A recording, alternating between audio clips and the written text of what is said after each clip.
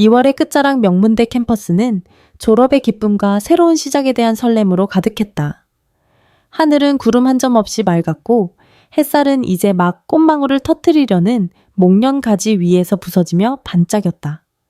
졸업 가운을 차려입은 학생들의 웃음소리, 카메라 플래시 터지는 소리, 축하의 말들이 뒤섞여 활기찬 소음을 만들어냈다. 박선희는 이 모든 풍경과 어울리지 않는 섬처럼 인파에서 조금 떨어진 곳에 서 있었다. 낡았지만 수십 번을 다려 빳빳한 갈색 코트 곱게 빗어넘긴 희끗희끗한 머리. 그녀의 손에는 손자 최민재를 위해 몇 달을 고민해 고른 최고급 수제화 상자가 보물처럼 들려 있었다. 광장 한가운데 가장 많은 사람들에게 둘러싸여 있는 아들 내외의 모습이 보였다. 아들 최도연은 JH식품의 유능한 전무답게 흠잡을 데 없는 맞춤 정장 차림으로 주변 사람들과 악수를 나누며 호탕하게 웃고 있었다. 며느리 오지영은 머리부터 발끝까지 최신 명품으로 휘감고 우아한 미소를 지으며 남편의 옆을 지켰다. 그들은 그곳의 왕과 왕비라도 되는 듯 당당했고 빛이 났다. 그 빛이 너무 강렬해서 선희의 초라한 그림자를 더욱 짙게 만들었다. 최 전무님, 아드님이 수석 졸업이라니 정말 대단합니다. 역시 피는 못 속인다니까요. 한 중년 남성이 도연에게 아첨하듯 말했다. 도연은 만족스러운 미소를 지으며 대답했다. 별 말씀을요. 다 제 아들이 똑똑한 덕분이죠. 앞으로 JH식품을 이끌어갈 인재로 키워야지요. 그때였다. 선희는 손자의 얼굴이 보고 싶어 그 화려한 무리를 향해 조심스럽게 발걸음을 옮겼다. 민재와 눈이라도 한번 마주치고 이 선물을 건네주고 싶었을 뿐이었다. 민재야? 선희가 막 아들의 어깨너머로 손자의 얼굴을 보려던 순간 도연이 그녀를 발견했다. 그의 얼굴에 떠있던 화사한 웃음이 순식간에 사라지고 싸늘한 얼음장처럼 굳어졌다. 그는 주변의 시선을 의식하며 나지막하지만 칼날 같은 목소리로 속삭였다. 어머니 지금 뭐 하시는 겁니까? 선희는 아들의 차가운 눈빛에 심장이 쿵하고 내려앉았다. 아니, 나는 우리 민재 졸업이라 축하해 주려고. 여긴 어머니가 계실 자리가 아닙니다. 도연은 한치의 망설임도 없이 마치 더러운 것을 치우듯 선희의 어깨를 밀어냈다. 힘없는 노인의 몸은 맥없이 뒤로 몇 걸음 밀려났다. 그가 사진을 찍으려는 기자들과 귀빈들이 있는 중앙 무대에서 그녀를 거칠게 떼어놓은 것이다. 아무도 그 짧은 순간의 무례함을 눈치채지 못했지만 선희에게는 세상이 무너지는 듯한 충격이었다. 손자 민재의 얼굴에 스치는 당혹감과 죄책감을 본 것도 잠시 선희는 다시 인파의 가장자리로 밀려났다. 가슴을 내는 듯한 슬픔이 밀려왔지만 애써 눈물을 참았다. 손자의 가장 행복한 날을 망칠 수는 없었다. 그녀는 그저 멀리서 눈부신 조명을 받는 아들, 가족을 하염없이 바라볼 뿐이었다. 잠시 후 도연의 사업 파트너로 보이는 한 남성이 선희 쪽을 턱짓으로 가리키며 지영에게 물었다. 오, 사모님, 저기 계신 분은 뉘신지 행색이 조금 독특하시네요. 선희는 저절로 몸을 움츠렸다. 지영은 남편의 팔짱을 더욱 꽉 끼며 한 점의 동요도 없는 목소리로 그러나 모든 사람이 들을 수 있을 만큼 또렷하게 말했다. 아, 저분이요. 예전에 저희 집에서 민재 돌봐주시던 보모 할머니세요. 민재가 워낙 따랐어서 저희한테 말도 없이 오셨나 봐요. 전기 참 많으신 분이죠. 보모 할머니. 그 단어가 비수처럼 선희의 심장에 박혔다. 숨이 턱 막혔다. 평생 시장 바닥에서 찬바람 맞으며 채소를 팔아 아들을 키웠다. 아들이 부끄러워할까봐 단 한 번도 아들의 회사 근처에는 가본 적도 없었다. 그 모든 희생의 결과가 고작 정이 많은 보모 할머니라는 거짓 꾸민말이었다. 민재가 무언가 말하려는 듯 입을 열었지만 지영이 그의 팔을 은근히 그러나 강하게 쥐는 것이 보였다. 결국 민재는 고개를 숙이고 말았다. 그 모습을 보는 선희의 가슴은 갈기갈기 찢어지는 듯했다. 공식적인 행사가 끝나고 사람들이 흩어지기 시작했다. 선희는 어떻게든 민재에게 선물을 건네주기 위해 자리를 뜨지 못하고 서성였다. 그때 지영이 친구들과 웃으며 그녀의 곁을 지나갔다. 그리고 마치 발을 헛디딘 것처럼 지영의 어깨가 선희의 팔을 강하게 쳤다. 어머, 툭! 선희가 소중하게 품에 안고 있던 구두 상자가 바닥으로 떨어졌다. 모서리가 살짝 찌그러졌다. 어머나, 죄송해요, 할머니. 제가 정신이 없어서요. 지영은 진심이라고는 조금도 담기지 않은 사과를 건네며 허리를 숙이는 척했지만 그녀의 눈에는 차가운 경멸이 가득했다. 어머님이 아닌 할머니라는 호칭. 그것은 완벽한 선긋기였다. 그녀는 떨리는 손으로 상자를 주워들었다. 상자 한 구석에 남은 상처가 마치 자신의 심장에 난 상처처럼 아팠다. 모든 손님들이 떠나고 도연이 마침내 성큼성큼 그녀에게 다가왔다. 그의 얼굴에는 아까의 가식적인 미소는 온데간데 없고 짜증과 분노만이 가득했다. 따라오세요. 그는 선희의 팔을 거칠게 붙잡았다. 늙고 주름진 팔에 가해지는 악력에 선희는 저도 모르게 신음을 흘렸다. 도연은 그녀를 질질 끌다시피 인적이 드문 건물 뒤편 쓰레기통이 놓인 후미진 곳으로 데려갔다. 축하의 함성과 웃음소리는 이제 멀게만 들렸다. 그는 선희를 벽으로 거칠게 밀어붙였다. 도연은 신경질적으로 넥타이를 살짝 풀며 증오가 가득한 눈으로 제 어미를 쏘아보았다. 제가 여기서 뭐 하시는 거냐고 물었습니다. 차가운 그의 목소리에 선희는 몸을 떨었다. 그저 우리 민재 얼굴 한번 보고 선물 주려고? 선물이요. 도연은 비웃음을 터뜨렸다. 그는 선희의 말을 끊고 한 걸음 더 다가섰다. 그의 그림자가 선희의 온몸을 덮었다. 도대체 왜 오신 겁니까? 누가 어머니께 제 아들, 아니 우리 가족의 인생에서 가장 중요한 날을 망칠 권리를 드렸습니까? 그의 목소리는 분노로 가늘게 떨리고 있었다. 우리 손주가 아닌 제 아들. 우리 가족이라는 울타리 안에 어머니 박선이 있다 들어설 자리는 없었다. 선희는 할 말을 잃고 아들의 증오에 찬 얼굴을 망연히 바라볼 뿐이었다. 아들의 눈 속에서 그녀는 더 이상 어머니가 아니었다. 지워버리고 싶은 과거이자 성공의 길에 놓인 걸림돌, 그 이상도 이하도 아니었다. 30년간 이어져 온 모정, 무지인 이 산산조각 나는 소리가 휑한 골목의 찬바람 소리에 섞여 들리는 듯했다. 건물 뒤편에 싸늘한 공기 속 최도연은 어머니 박선희를 지하 주차장으로 끌고 갔다. 어머니라는 이름이 무색하게 그의 소나기는 한 점의 온기나 존중도 없이 그녀의 팔을 짐짝처럼 거칠게 움켜쥐고 있었다. 에스컬레이터가 아래로 향할수록 지상의 환한 햇살과 축제의 소음은 빠르게 멀어지고 차가운 형광등 불빛과 기계음만이 그들을 맞았다. 휑한 지하 2층 주차장. 구석에 주차된 도연의 검은색 세단만이 유령처럼 서 있었다. 그는 선희를 차체에 거칠게 밀치고 나서야 팔을 놓아주었다. 선물이요. 도연은 기가 막힌다는 듯 헛웃음을 터뜨렸다. 그는 선희의 손에서 찌그러진 구두 상자를 빼앗아 들었다. 그리고는 포장지를 난폭하게 찢어 발겼다. 안에서 정성스럽게 흰 종이에 쌓인 윤기가 흐르는 클래식한 디자인의 갈색 수제화가 모습을 드러냈다. 민재가 사회에 첫 발을 내디딜 때 좋은 신을 신고 좋은 길만 걸으라는 할머니의 마지막 소원이 담긴 선물이었다. 이딴 촌스러운 걸. 이걸 신으면 제 아들 발이 썩는다고요? 도연은 구두 한 짝을 꺼내더니 그대로 시멘트 바닥에 내동댕이 쳤다. 텅. 둔탁한 소리와 함께 잘 닦인 가죽 앞코에 흉터처럼 긁힌 자국이 선명하게 남았다. 선희의 심장에도 똑같은 상처가 새겨졌다. 도연아, 왜 이러니? 선희의 목소리는 절망으로 갈라져 나왔다. 그 순간 아들의 눈에서 평생 본 적 없는 경멸과 증오가 불타오르는 것을 보았다. 왜 이러냐고요? 제가 묻고 싶습니다. 어머니 옷에서 나는 그 지긋지긋한 흙냄새, 마늘 냄새, 제가 그 냄새를 지우려고 지난 20년간 얼마나 발버둥 쳤는지 아세요? 사람들은 제가 JH식품 창업주 집안의 피를 물려받은 줄 알아요. 그런데 어머니가 나타나면 그 초라한 행색, 그 주눅든 표정, 그 모든 게 제 발목을 잡는 족쇄라고요. 그의 절규는 주차장의 차가운 벽에 부딪혀 메아리 쳤다. 선희는 아들의 말에 대답할 수 없었다.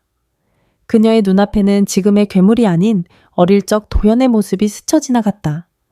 콧물을 훌쩍이며 그녀의 치맛자락을 붙잡던 작은 손, 시장 좌판에서 잠든 자신을 위해 작은 어깨로 바람을 막아주던 기특한 아들. 그 아들이 지금 눈앞에서 자신을 부정하고 있었다. 네가 어미한테 어떻게? 어머니? 도연이 코웃음을 쳤다. 제발 그 역할극 좀 그만하세요. 평생 가난에 찌들어 자식 등골이나 빼먹으려는 불쌍한 노인네 행세에 지겹지도 않으세요? 바로 그 순간이었다. 선희는 마지막 남은 힘을 다해 어머니로서 말했다. 이 천하의 불효자식, 내 아비가 하늘에서 보고 있다. 그 말이 도화선이 되었다. 도현의 이성이 툭 하고 끊어졌다. 그는 제 분노를 이기지 못하고 손을 번쩍 쳐들었다. 찰싹 살과 살이 부딪히는 날카롭고도 끔찍한 소리가 고요한 주차장을 갈랐다. 선희의 고개가 옆으로 거칠게 돌아갔다. 순간 세상의 모든 소리가 사라지고 귀에서는 멍한 이명만이 울렸다. 불에 타는 듯한 뺨의 고통보다 아들에게 뺨을 맞았다는 사실이 그녀의 영혼을 파괴했다. 그녀는 비틀거리며 차가운 주차장 기둥에 몸을 기댔다. 힘이 풀린 다리가 후들거렸다. 도연은 자신의 손바닥을 내려다보며 거친 숨을 몰아쉬었다. 후회는 없었다. 오직 속이 후련하다는 듯한 표정만이 그의 얼굴을 뒤덮고 있었다. 감히 누굴 동정하고 가르치려 들어 중학교도 겨우 나온 주제에 평생 시장바닥 비린내나 풍기는 주제에 그는 분노를 주체하지 못하고 자신의 지갑을 꺼내들었다. 그리고 그 안에 있던 두툼한 현금 다발, 모두 5만 호환권으로 이루어진을 꺼내 선희의 얼굴을 향해 그대로 집어던졌다. 수십 장의 지폐가 공중에서 더러운 눈송이처럼 흩날리며 선희의 머리 위로, 어깨 위로, 발밑으로 힘없이 떨어져 내렸다. 자, 이게 어머니가 날 키워준 값이야. 넉넉하지. 이걸로 내 인생에서 당장 꺼져 다시는 내 눈앞에 나타나지 마. 아시겠어? 그는 짐승처럼 으르렁거렸다. 그리고는 뒤도 돌아보지 않고 자신의 차에 올라탔다. 부르릉 고급 세단의 엔진이 굉음을 내며 시동이 걸렸다. 그는 차창을 내리고 방금 제 어미의 뺨을 때린 사람이라고는 믿을 수 없을 만큼 태연한 목소리로 어딘가에 전화를 걸었다. 지영가, 나 이제 출발해. 응, 그 할망구 잘 타일러서 보냈지. 그럼 걱정 마. 비릿한 미소와 함께 차는 미끄러지듯 주차장을 빠져나갔다. 이내 배기음마저 희미해지고 주차장에는 깊은 정적만이 남았다. 박선희는 그곳에 홀로 남겨졌다. 불타는 뺨을 감싼 채 차가운 시멘트 바닥에 흩어진 돈다발과 한쪽만 나뒹구는 상처투성이 구두를 내려다보았다. 아들이 내뱉은 잔인한 말들, 자신을 경멸하던 그 눈빛, 그리고 마지막에 보여준 그 비릿한 미소. 참고 또 참았던 눈물이 마침내 터져 나왔다. 그러나 그것은 슬픔의 눈물이 아니었다. 아들에 대한 마지막 미련과 사랑이 제가 되어 사라지는 것을 확인하는 차갑고도 텅 빈 눈물이었다. 한참을 그렇게 서 있던 선희는 천천히 허리를 숙였다. 그녀는 바닥에 흩어진 돈들을 기계적으로, 그러나 한 장도 빠짐없이 주워 모았다. 그리고 흙먼지가 묻은 구두 한 짝도 소중히 주워 들었다. 그녀의 낡은 단칸방으로 돌아오는 길, 선희의 머릿속은 텅 비어 있었다. 집에 도착한 그녀는 낡은 나무 의자에 털썩 주저앉았다. 시선은 자연스레 벽에 걸린 낡은 흑백 사진으로 향했다. 지금은 고인이 된 동업자이자 평생의 친구 윤상철과 젊은 시절의 자신이 시장 좌판 앞에서 환하게 웃고 있는 사진이었다. 사진 속의 그녀는 훗날 아들에게 뺨을 맞고 돈 세례를 받을 것이라고는 상상도 못한 채 참으로 씩씩하게도 웃고 있었다. 상철 씨. 그녀가 사진을 보며 낮게 중얼거렸다. 내가 틀렸었나 봐. 자식은 내 뜻대로 되는 게 아니었어. 30년 전 윤상철의 사업이 부도나고 모든 것을 포기하려 했을 때 자신이 숨겨두었던 전 재산을 내어주며 그를 일으켜 세웠던 날이 떠올랐다. 그때 그녀는 결심했었다. 이 돈과 내 능력으로 회사를 키워 내 아들에게는 결코 가난을 물려주지 않겠노라고. 아들을 JH식품의 당당한 주인으로 만들어 주겠노라고. 그러나 이제 그 모든 것이 부질없어졌다. 선희는 주워 온 돈다발을 밥상 위에 탁 내려놓았다. 그녀의 눈빛이 서서히 변하기 시작했다. 슬픔과 절망이 있던 자리에 칼날처럼 차갑고 단단한 무언가가 자리 잡았다. 시장에서 채소를 팔던 인자한 할머니의 눈빛이 아니었다. 수십 년간 거친 시장 바닥에서 살아남고 아무도 모르게 거대한 불을 일군 승부사의 눈빛이었다. 어머니 박선희에드는 그 순간 그 차가운 지하 주차장에서 죽었다. 이제 남은 것은 JH 식품의 진짜 주인이자 배신당한 여왕 박선희뿐이었다. 복수의 칼날이 조용히 그러나 서늘하게 빛을 발하기 시작했다. 며칠 뒤 낡은 다세대 주택이 밀집한 골목은 이질적인 침입자를 맞았다. 또각또각. 명품 스틸레토 힐이 지저분한 시멘트 바닥을 찍어 누르는 소리가 신경질적으로 울려 퍼졌다. 오지영은 수백만 원짜리 트렌치코트 자락을 붙잡고 마치 오물이라도 묻을세라 조심스럽게 걸음을 옮겼다. 그녀는 실크 손수건으로 코를 살짝 가린 채 금방이라도 무너질 듯한 박선희의 집 문 앞에 섰다. 문틈으로 새어나오는 퀴퀴한 냄새에 저절로 미간이 찌푸려졌다. 똑똑. 누구세요? 안에서 들려오는 목소리는 며칠 전보다 더 깊이 가라앉아 있었다. 지영은 최대한 상냥하고 애교 섞인 목소리를 쥐어짜냈다. 어머님, 저 지영이에요. 잠깐 문 좀 열어주세요. 끼익. 낡은 현관문이 마찰음을 내며 열리고 박선희 강아이가 모습을 드러냈다. 아들에게 맞은 뺨에는 아직 옅은 보랏빛 멍, 자국이 그림자처럼 남아 있었다. 그녀의 눈은 모든 감정이 증발해버린 잿빛 겨울 호수처럼 공허했다. 네가 여긴 웬일이냐? 어휴냄새. 지영은 대답 대신 노골적으로 얼굴을 찌푸리며 방 안으로 성큼 들어섰다. 그녀의 눈은 경멸을 감추지 않는 채 좁고 어두운 방 안을 훑었다. 손때 묻은 낡은 자개장 한 사람이 겨우 앉을 수 있는 작은 밥상. 그녀는 자신이 발을 디딘 이곳이 인간이 사는 공간이라는 사실 자체를 믿을 수 없다는 표정이었다. 차라도 한 잔 줄까? 선희가 무미건조하게 물었다. 됐어요. 그런 거 마시려고 온 거 아니니까. 지영은 말을 자르며 콧대를 세웠다. 그녀는 자신이 들고 온 명품 핸드백을 밥상 위에 탁 소리가 나게 내려놓았다. 그 안에서 두툼한 흰 봉투 하나를 꺼내 마치 쓰레기를 던지듯 밥상 위로 휙 던졌다. 이게 뭐니? 이사 비용이요. 도연 씨가, 아니 최 전무님께서 보내래요. 지영은 차가운 목소리로 말했다. 그녀의 입계에는 교양 있는 며느리의 가면 뒤에 숨겨진 잔인한 미소가 걸려 있었다. 이사, 비용. 네, 우리 도연 씨 이번에 JH식품 사장으로 승진하는 거 거의 확정됐어요. 아시죠? 지영은 선혜의 반응을 살피며 말을 이었다. 그런데 어머님이 이런 모습으로 곁에 계시면 도연 씨 앞길에 방해만 될 뿐이에요. 자꾸 신경 쓰여서 일에 집중을 못하겠대요. 그녀는 거짓 연민이 뚝뚝 묻어나는 목소리로 말했다. 그래서 말인데 저기 공기 좋고 물 맑은 시골에 요양원 하나 알아봐놨어요. 거기서 평생 편히 지내시라고요. 요양원? 그 단어가 선희띠의 귓가에 조용히 그러나 날카롭게 박혔다. 아들 성공시키느라 평생 고생하셨잖아요. 이게 어머님이 아들을 위해 하실 수 있는 마지막 헌신이라고 생각하세요. 조용히 사라져 주시는 거요. 선희는 아무 말 없이 며느리를 쳐다보았다. 그 속을 알 수 없는 깊은 눈빛의 지영은 순간 주춤했지만 이내 다시 기세를 되찾고 하고 싶은 말을 쏟아냈다. 도연 씨는 자기 실력으로 여기까지 온 사람이에요.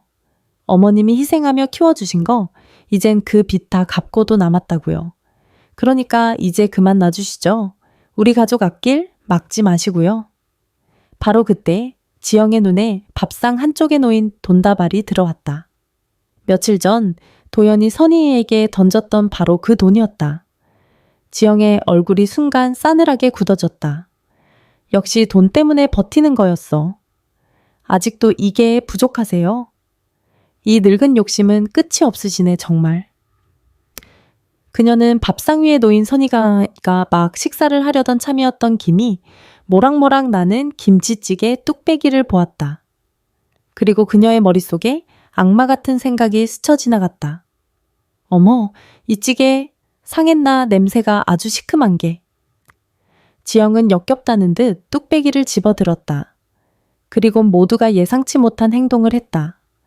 그녀는 그 뜨거운 김치찌개 뚝배기를 돈다발 위로 그대로 엎어버렸다. 촥! 새빨간 국물이 튀고 뜨거운 김이 피어올랐다.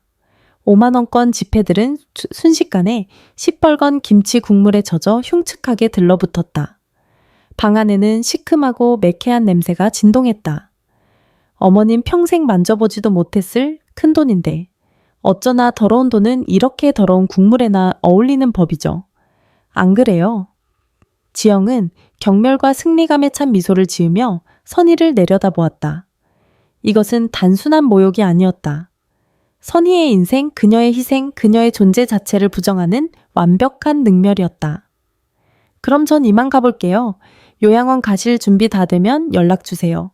아, 저 돈은 잘 닦아서 쓰시든가요? 또깍, 또각, 또각.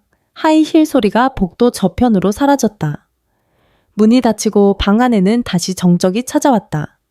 선희는 혼자 남겨진 방에서 김치 국물에 흥건히 젖어가는 돈다발과 바닥에 흩어진 배추 쪼가리들을 말없이 내려다보았다. 그녀의 뺨에 남은 멍자국이 더욱 짙어지는 듯했다.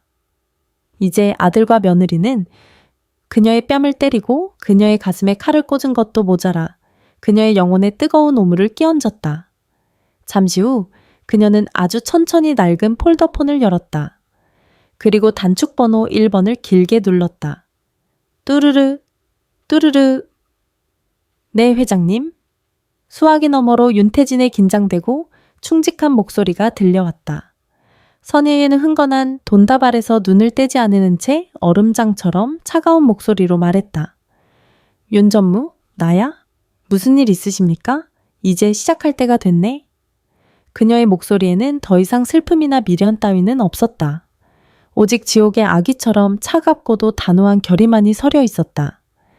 자네가 내게 약속했던 모든 것을 지금부터 실행하게. 며느리 오지영이 남긴 모욕의 흔적과 시큼한 김치찌개 냄새가 차에 가시지 않은 바로 그 시각. JJ치식품 본사 35층 최도연의 사무실은 야망과 불안이 뒤섞인 공기로 팽팽했다. 통유리창 너머로 서울의 화려한 스카이라인이 펼쳐져 있었지만 그의 눈은 그 풍경을 담고 있지 않았다. 젠장젠장 고작 요양원 따위로 안심할 수 있겠어. 도연은 머리를 감싸주며 값비싼 카펫 위를 초조하게 맴돌았다. 책상 위에는 사장 승진 최종 후보 추천서가 놓여 있었지만 그의 머릿속은 온통 어머니 박선희를 처리할 생각뿐이었다. 그 노인네가 만약 요양원에서 뛰쳐나와서 기자들 앞에서 내가 아들이라고 소리라도 지르면 내 사장 자리는 그대로 끝장이야. 안 돼. 이걸로는 부족해. 그때 사무실 문이 소리 없이 열리고 오지영이 들어왔다. 그녀는 승리감에 도취된 표정으로 향긋한 커피 2잔을 들고 있었다. 여보, 뭘 그렇게 심각하게 서성거려? 어머님 일은 내가 아주 깔끔하게 처리하고 왔는데. 지영은 의기양양하게 커피를 내려놓으며 말했다. 앉아봐, 지영아. 도연은 아내를 잡아 끌어 맞은편 의자에 앉혔다. 그의 얼굴은 병적으로 하얗게 질려 있었다. 어머니 문제 말이야. 당신이 돈 봉투 던져주고 온 걸로는 어림도 없을 것 같아. 왜 그깟 늙은이가 뭘 어쩌겠다고. 김치찌개까지 부어주고 왔는데 충격받아서 며칠은 알아놓을걸. 지영은 대수롭지 않다는 듯 손톱을 매만지며 말했다. 당신은 그 노인네를 몰라서 그래. 그 억척스러운 인간이 돈 몇 푼 모욕 몇 마디에 입을 닫을 것 같아. 도연이 책상을 쾅 내리쳤다. 만약에 내가 사장 취임하는 날 주주총회장에 쳐들어와서 내가 제 어미다 소리라도 지르면 난 그 자리에서 끝장이라고. 지영의 얼굴에서도 웃음기가 사라졌다. 남편의 불안이 단순한 기우가 아님을 직감했기 때문이었다. 그럼 뭘 어떡하자는 거야? 아예 법적으로 꽁꽁 묶어둬야 해? 도연의 눈빛이 뱀처럼 차갑고 교활하게 번뜩였다. 그는 몸을 앞으로 숙이며 아내에게 속삭였다. 그 노인네의 발언권, 재산권, 그 모든 걸 아예 빼앗아 버리는 거지. 무슨 뜻이야, 그게? 성년후견인 신청을 하는 거야? 성년후견인? 지영이 깜짝 놀라 되물었다. 여보, 그건 치매나 정신병 같은 게 있으면 되지. 도연이 말을 잘랐다. 아니, 만들면 되잖아? 그는 지영의 손을 꽉 잡았다. 그의 손은 얼음장처럼 차가웠다. 당신이 좀 도와줘야겠어. 어머니가 요즘 들어 깜빡깜빡한다는 증거가 필요해. 이웃들 증언이든 뭐든. 박선희가 정신이 오락가락해서 판단력이 흐리다. 그래서 아들인 내가 돌봐야만 한다는 그림을 만들어야 한다고. 지영은 잠시 망설였다. 아무리 시어머니가 밉다지만 제정신인 사람을 정신병자로 모는 것은 차원이 다른 문제였다. 여보, 그건 아무리 그래도 말이 안 되긴 왜 안 돼? 도연이 버럭 소리를 질렀다. 이건 합리적인 위험 관리야, 내 미래. 아니, 우리 가족 전체의 미래가 걸린 일이라고. 내가 사장이 돼야 우리 민재도 당신도 이 상류사회에서 무시당하지 않고 살 수 있는 거 아니야.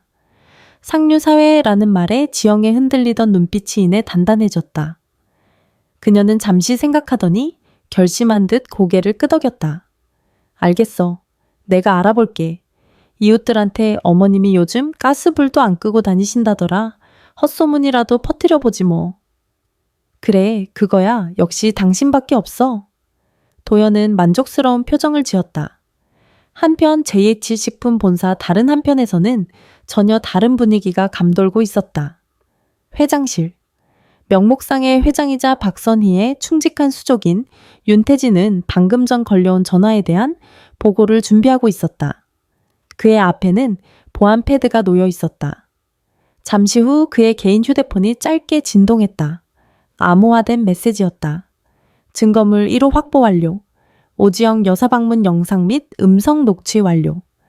태진은 메시지를 확인하고 즉시 삭제했다. 그는 박선희가 자신의 낡은 집에 설치해둔 아무도 모르는 초소형 카메라의 존재를 알고 있었다. 선희는 아들과 며느리가 언젠가 자신을 찾아올 것임을, 그리고 그들이 어떤 형태로든 증거를 남길 것임을 예견했던 것이다. 그의 얼굴은 분노로 굳어 있었다. 어떻게? 회장님께 그런 끔찍한 모욕을? 태진은 숨을 한번 고르고 보안 패드를 터치했다. 화면에 박선희의 얼굴이 나타났다. 화질이 좋지 않은 영상통화였지만 그녀의 차가운 눈빛은 화면을 뚫고 나올 듯 선명했다. 보고해. 선혜의 목소리는 모든 감정이 거세된 듯 메마르고 차가웠다. 회장님, 방금 오지영 여사가 다녀갔습니다. 예상대로 요양원 이야기를 꺼냈고 차마 입에 담기 힘든 모욕을 가했습니다. 태진은 김치찌개 사건을 차마 그대로 전하지 못하고 애둘러 표현했다. 선희는 아무런 표정 변화 없이 듣고만 있었다. 마치 남의 이야기를 듣는 듯했다. 영상은 확보했겠지. 네, 회장님. 완벽하게 확보했습니다. 잘했다. 그때 태진의 책상 위 전화가 울렸다. 발신자는 그의 정보원이었다. 그는 선희에게 양해를 구하고 전화를 받았다. 짧은 통화가 끝나고 그의 얼굴은 경악과 분노로 일그러졌다. 회장님, 방금 최도연 전무가... 태진은 떨리는 목소리로 보고를 이어갔다. 최 전무가 회장님을 상대로 성년후견인 지정 신청을 준비하고 있습니다. 회장님의 정신에 문제가 있다는 허위 진단서를 꾸며 합법적으로 회장님을 감금하고 모든 권한을 박탈하려는 계획입니다.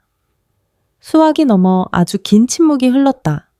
그 침묵은 어떤 비명보다도 더 무겁고 섬뜩했다. 태진은 숨조차 제대로 쉴 수 없었다. 한참 후 선희의 목소리가 들려왔다.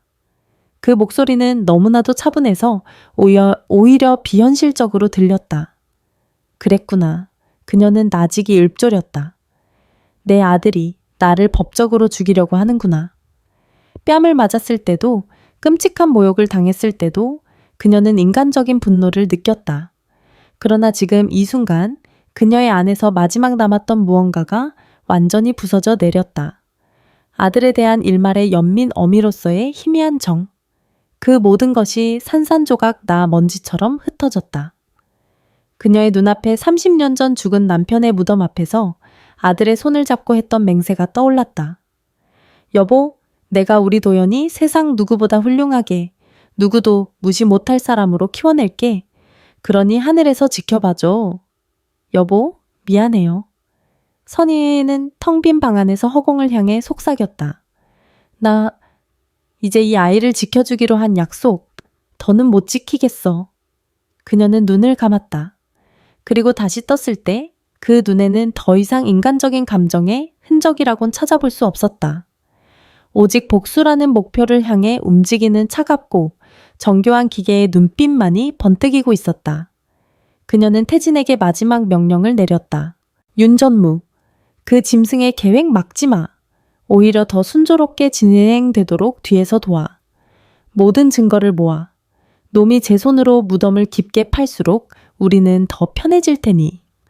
다음 날 새벽동이 트기도 전에 푸르스름한 어둠 속에서 박선희는 마지막으로 자신의 낡은 단칸방을 둘러보았다. 평생의 희로애락이 담긴 공간. 이제는 미련 없이 떠나야 할 과거의 무덤이었다. 그녀는 시장에 나갈 때 입던 낡은 코트를 걸치고 작은 보따리 하나만을 든 채 조용히 밖으로 나섰다. 골목 어귀에는 이 동네와는 도저히 어울리지 않는 검은색 최고급 세단 한 대가 엔진 소리도 없이 정숙하게 서 있었다. 주변의 허름한 풍경과 극명한 대조를 이루는 그 차는 마치 다른 차원에서 온 존재처럼 느껴졌다. 윤태진이 재빨리 운전석에서 내려와 90도로 허리를 숙였다. 회장님 밤새 안녕하셨습니까? 그의 목소리에는 깊은 존경과 함께 끓어오르는 분노를 억누르는 듯한 긴장이 서려 있었다. 고생이 많다, 윤 전무. 선희는 피곤한 목소리로 말하며 뒷좌석에 올랐다. 태진이 조심스럽게 차문을 닫고 운전석에 앉았다. 차는 서울 시내의 복잡한 도로를 미끄러지듯 가로질러 강남의 심장부로 향했다. 창밖으로 30년을 보낸 지저분한 동네가 멀어지는 것을 보며 선희의 표정은 무표정했지만 눈빛은 강철처럼 단단하게 벼려지고 있었다. 30분 후 차는 JH식품 본사 빌딩에 도착했다. 50층짜리 거대한 유리 빌딩이 하늘을 찌를 듯 위협적으로 솟아 있었다. 그러나 차는 직원들이 드나드는 1층 로비가 아닌 지하 6층 그 누구도 존재를 모르는 특별 구역으로 향했다. 태진이 특별한 리모컨을 누르자 평범한 벽인 줄 알았던 곳이 거대한 문처럼 소리 없이 열리며 VIP 전용 주차구역이 나타났다. 그곳에는 오직 단 한 대의 차 박선희만을 위한 전용 공간이 마련되어 있었다. 회장님 도착했습니다. 태진은 선희를 일반 엘리베이터와는 완전히 분리된 전용 엘리베이터로 안내했다.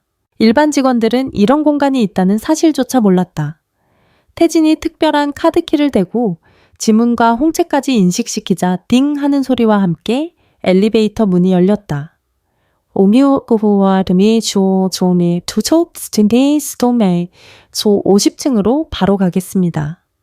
엘리베이터는 조금의 흔들림도 없이 최고층을 향해 솟아올랐다. 문이 다시 열렸을 때 그곳은 완전히 다른 세상이었다. 발소리조차 나지 않는 이탈리아산 최고급 대리석 바닥 하늘이라도 닿을 듯 높은 천장. 한쪽 벽 전체가 통유리로 되어 있어 서울 정형이 발 아래 장난감처럼 펼쳐져 있었다. 거대한 원목 회장 책상과 최고급 가죽 의자들. 이곳은 아들 최도연조차 꿈에도 모르는 박선희만의 비밀 집무실 AH식품의 진정한 심장부였다. 회장님 의복을 준비해 두었습니다. 태진이 집무실 안쪽에 숨겨진 개인 휴게실로 선희기를 안내했다.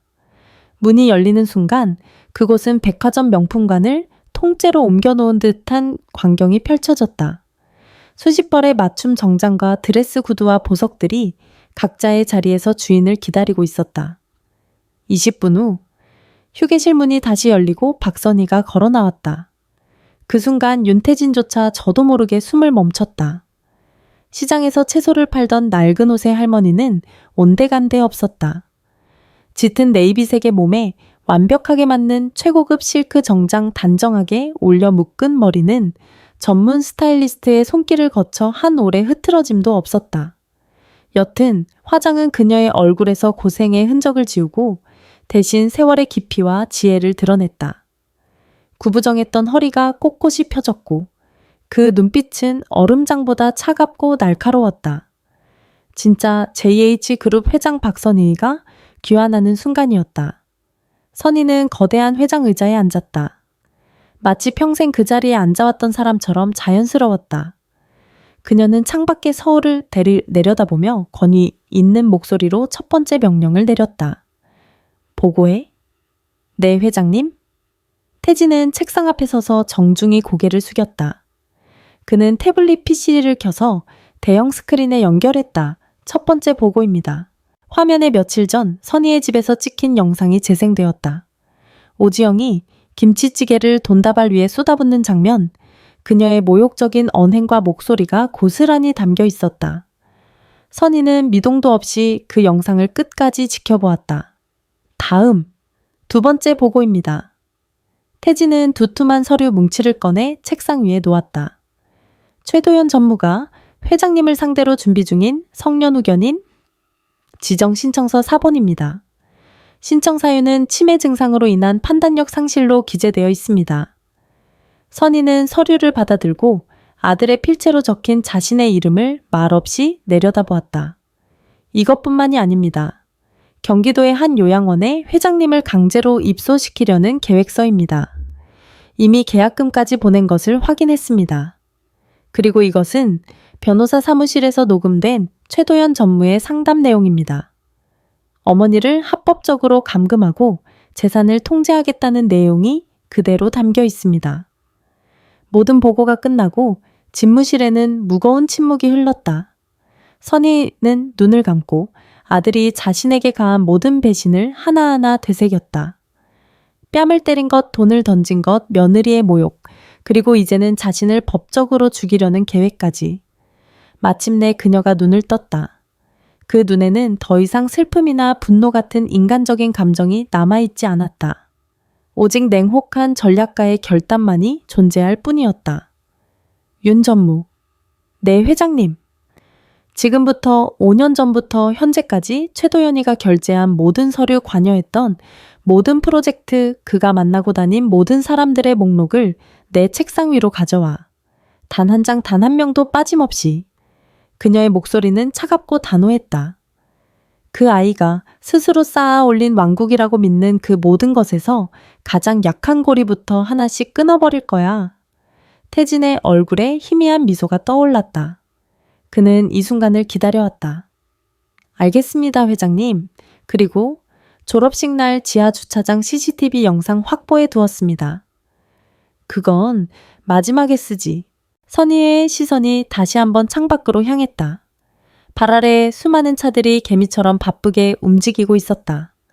그중 하나가 자신의 아들이리라. 새가 가장 높이 날아올랐을 때 그 날개를 꺾어야 추락의 고통이 가장 큰 법이지. 그녀는 나직이 읊조렸다. 조금만 더, 네가 그토록 원하는 그 자리 바로 앞까지 가게 놔둘 거야. 그리고 네가 손을 뻗어 그것을 잡으려는 바로 그 순간 모든 것을 빼앗아 주지. 여왕의 귀환과 함께 가장 차갑고 잔인한 복수의 막이 올랐다. 여왕의 명령은 즉각적이고도 은밀하게 JH식품의 신경망을 파고들었다. 박선희에는 펜트하우스에 머무르며 윤태진을 통해 그룹의 모든 정보를 보고받았다. 그녀의 책상 위에는 최도연의 지난 5년간의 행적이 담긴 보고서들이 산처럼 쌓여갔다. 선혜인은 밤을 새워가며 그것들을 읽었다. 아들의 성공 가도에 숨겨진 오만한 위험한 거래, 그리고 무리하게 진행된 프로젝트들을 하나하나 짚어냈다. 마치 숙련된 사냥꾼이 먹잇감의 약점을 찾아내듯 그녀의 눈은 냉철하고 정확했다. 여기군. 선희는 한 보고서의 특정 부분을 손가락으로 가리켰다. 그것은 도연이 자신의 실적을 위해 무리하게 추진하고 있는 프리미엄 한상차림 가정 간편식 신규 프로젝트였다.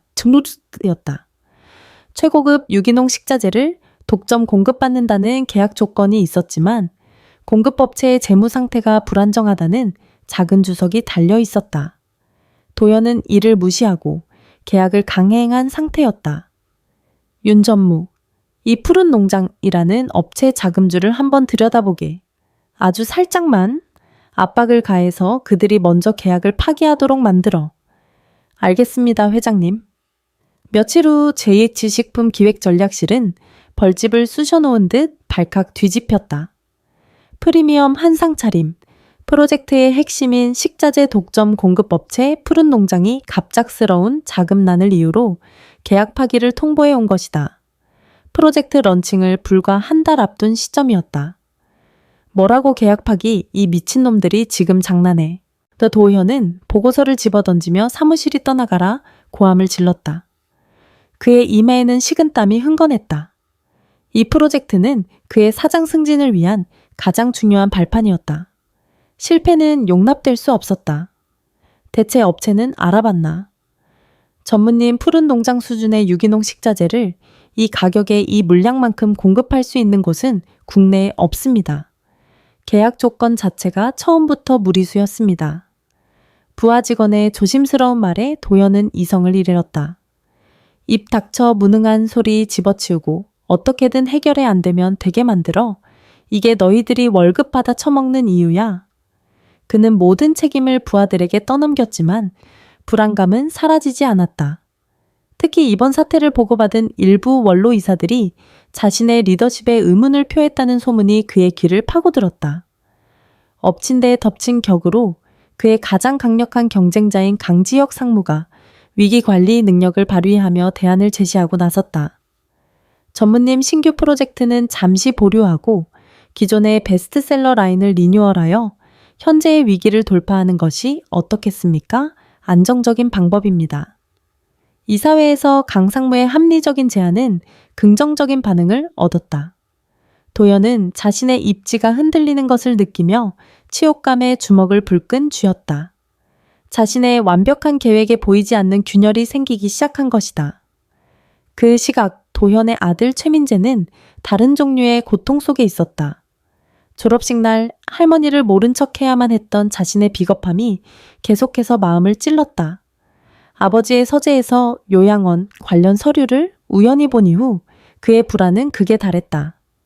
민재는 결국 참지 못하고 할머니가 살던 낡은 동네를 찾아갔다.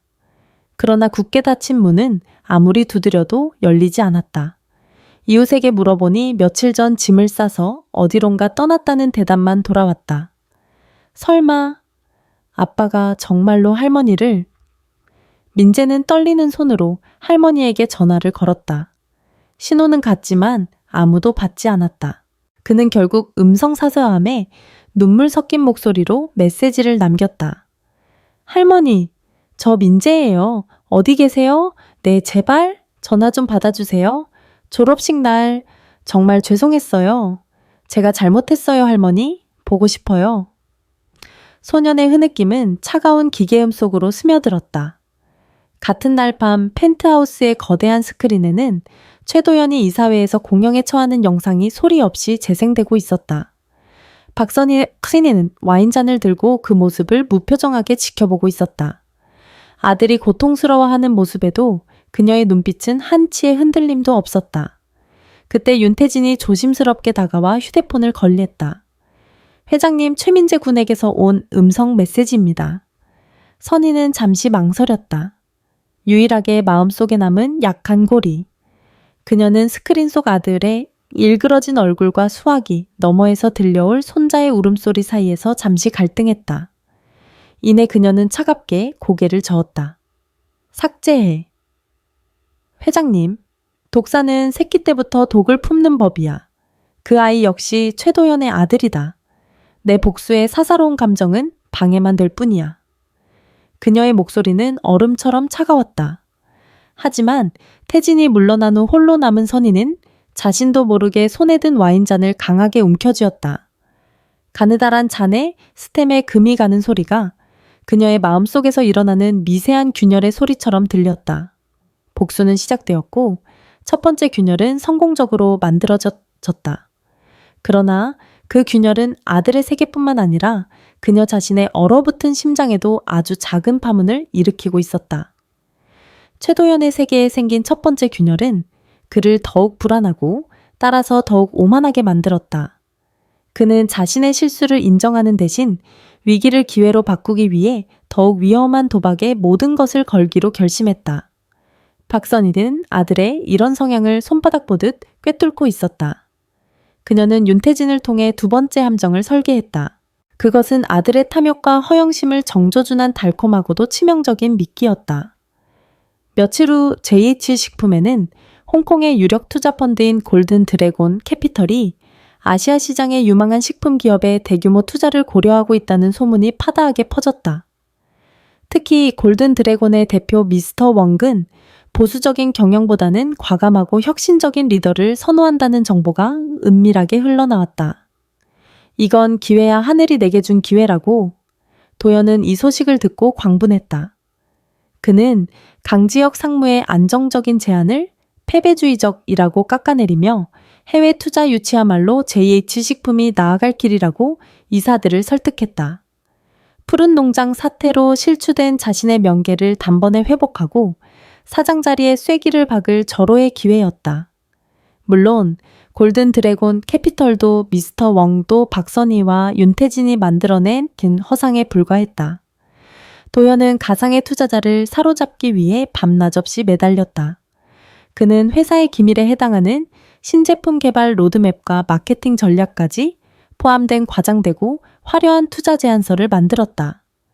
심지어 경쟁자인 강지혁 팀의 아이디어 일부를 몰래 빼내 자신의 제안서에 녹여 넣는 비열한 짓도 서슴지 않았다. 그의 아내 오지영 역시 남편의 성공을 확신하며 깃털처럼 들떠 있었다. 그녀는 사장 부인이 되기라도 한 것처럼 행동했다. 어느 날 저녁 상류층 인사들이 모이는 한 자선 파티에서 그녀는 강지혁 상무의 아내와 마주쳤다. 강 상무의 아내는 수수하고 교양 있는 여성이었다. 지영은 일부러 큰 소리로 주변 사람들에게 말했다. 어머, 강 상무님, 사모님, 아니세요? 요즘 남편분 때문에 힘드시겠어요. 회사가 어려울 땐 역시 안정보다는 비전이죠. 우리 남편처럼요. 그녀는 자신의 다이아몬드 목걸이를 만지작거리며 덧붙였다. 남자는 능력이 있어야 아내 목에 이런 것도 걸어주는 법인데 안 그런가요? 호호호. 모욕적인 언사에 강 상무 아내의 얼굴은 굳어졌고 주변은 순식간에 싸늘한 분위기에 휩싸였다. 이 모든 상황은 윤태진의 정보망을 통해 즉시 박선희에게 보고되었다. 펜트하우스에서 보고를 받은 선희는 차갑게 웃었다. 멍청한 것. 적을 늘리는 가장 빠른 방법은 그 아내를 건드리는 것이거늘. 그녀는 이 사건을 이용해 중립을 지키던 일부 이사들을 강지혁의 편으로 돌아서게 만들었다. 최도연 부부의 오만함은 그들 스스로를 고립시키고 있었다. 마침내 골든 드래곤 캐피털과의 최종 프레젠테이션 날짜가 잡혔다. 물론 그날은 오지 않을 날이었다. 하지만 도연은 그날을 자신의 대관식 전야처럼 준비했다. 프레젠테이션을 이틀 앞둔 날 밤, 도연은 마지막으로 제안서를 검토하며 자신의 집무실에서 축배를 들었다. 그는 통유리창에 비친 자신의 모습을 보며 만족스럽게 중얼거렸다. 최도연, 너는 역시 대단해. 그 늙은이의 핏줄이라고는 믿을 수 없을 만큼 완벽해. 그 순간 그의 책상 위 전화벨이 울렸다. 윤태진 회장의 비서실이었다. 최 전무님 회장님 지시입니다. 모레 오전 10시 긴급 이사회가 소집되었습니다. 도연은 올 것이 왔다는 생각에 심장이 뛰었다. 안건은 뭔가 신임 사장 임명에 관한 건입니다. 전화를 끄는 도연은 주먹을 불끈 쥐었다. 자신의 완벽한 프레젠테이션과 해외 투자 유치 성공 소식이 이사회의 마음을 움직였다고 그는 확신했다. 모든 퍼즐이 완벽하게 맞춰지고 있었다. 그는 꿈에도 몰랐다. 자신이 걷고 있는 그 길이 영광의 길이 아니라 박선희가 정교하게 설계한 단두대로 향하는 마지막 길이라는 것을. 같은 시각 펜트하우스에서 박선희는 바둑판 위에 검은 돌 하나를 조용히 내려놓았다. 상대의 흰 돌들은 사방이 막혀 더 이상 활로가 없었다. 윤전무. 네, 회장님. 이사회 소집 공고, 전 직원에게 공지하게. 축제는 모두가 즐겨야지. 그녀의 입가에 서늘한 미소가 떠올랐다. 완벽한 함정은 이제 먹잇감이 스스로 제 발로 걸어 들어오기만을 기다리고 있었다. 긴급 이사회 소집 공고는 JH식품 전체를 뒤흔들었다. 모두가 최도연의 시대가 마침내 도래했다고 수군거렸다. 그는 복도를 걸을 때마다 쏟아지는 아랫사람들의 부러움 섞인 인사와 간부들의 노골적인 아첨을 온몸으로 즐겼다.